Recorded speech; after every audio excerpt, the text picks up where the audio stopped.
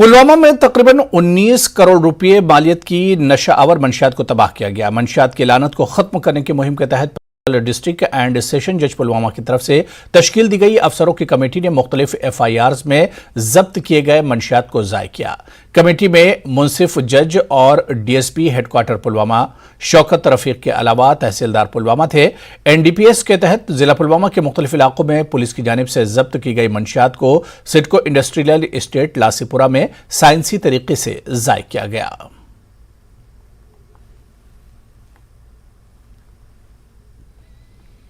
Joint director education जनूबी कश्मीर जहांगीर खांडे ने शोपिया का दौरा किया। इस मौके पर उन्होंने मुताल्लिका ओहदेदारों और वालिदैन से बातचीत की।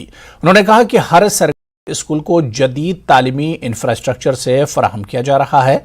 जहांगीर खांडे ने मजीद कहा कि सरकारी स्कूलों में निजी स्कूलों से भी बेहतर इंफ्रास्ट्रक्चर है। उन्होंने सरकारी स्कूलों में अपने बच्चों को दाखिला करवाने की सरपरस्तों से अपील की।